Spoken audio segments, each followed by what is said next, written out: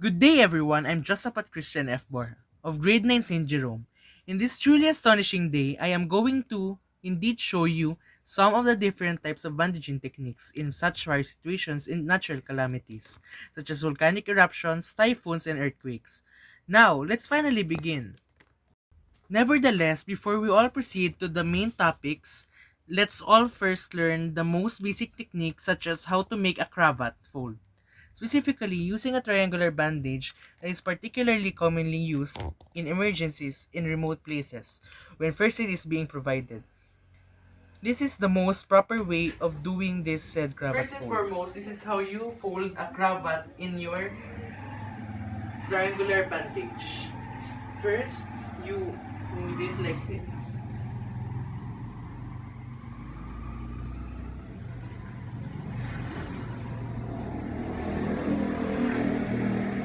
Until you reach the end or the edge of the said triangular handkerchief or bandage.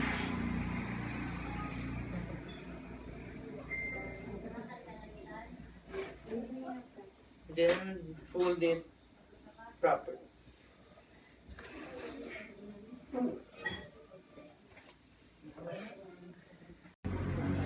To begin with, this is how you tie a square knot. First, get your triangular bandage and put it in any part of your body, such as your knees, legs, or arms. Then, tie it tightly from right to left. And tie it tightly and left over right, and tie it tightly. That is how you do a square knot. To prove it, pull it, and if it works, it means that you're right in doing it. Situation 1. The victim has slipped while he was rushing to the evacuation center or a really safe place due to an extreme volcanic eruption.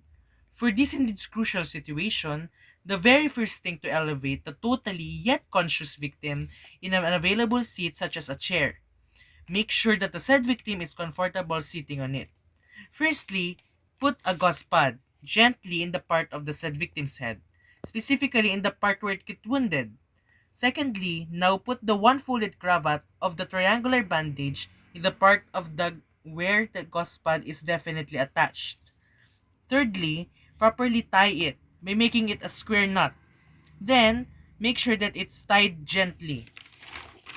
Fourthly, place the excess of the square knot in front of the stated victim's forehead. Always make sure that you tie it making it a square knot accurately. Fifthly and lastly, after finishing the square knot in front of the victim's forehead, hide the excess cloth of the triangular bandage in its sides to make it cleaner itself, to make it look neater itself.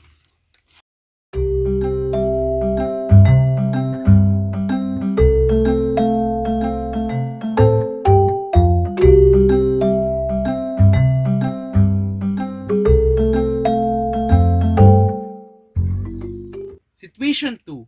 This victim was cleaning in the surroundings outside of his dear humble abode. Then eventually, the mentioned victim got his arm fractured because he fell down while removing the covers of his windows, such as his curtains, in the very common ways of standing in a high wooden chair.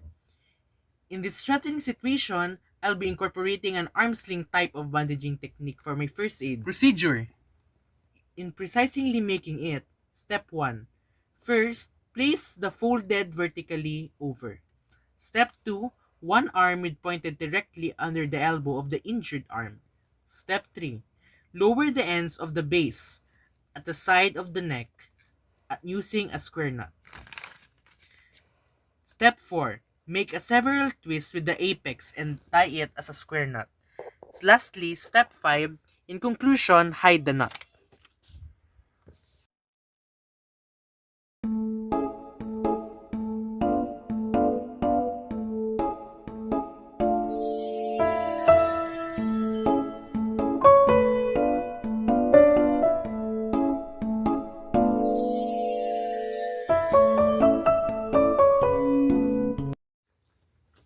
Situation 3. The victim's right leg has been fractured due to being collapsed by wall bricks. and able for me to bandage it properly, I will use the self-splinting method. To do it properly, step 1. Place the wooden splints between the said victim's right leg or any leg that is being injured. Step 2. Tie the mentioned victim right leg by doing a square knot. Apply it properly. Plus, in all bandaging techniques, in step 3, and it can be also applied to step 1 and step 2 as well, bring the victim immediately to the nearest proper hospital to be properly healed by a professional doctor. Note, first aid is just a way to alleviate, lessen, or temporarily fix someone's pain, or heal someone's pain, or properly remove someone's pain. That's all. Thank you very much for listening and watching. Thank you very much also for learning the bandaging techniques that can be applied to some situations such as natural calamities such as volcanic eruptions, earthquakes, and typhoons. Thank you very much and see you all next time. Goodbye!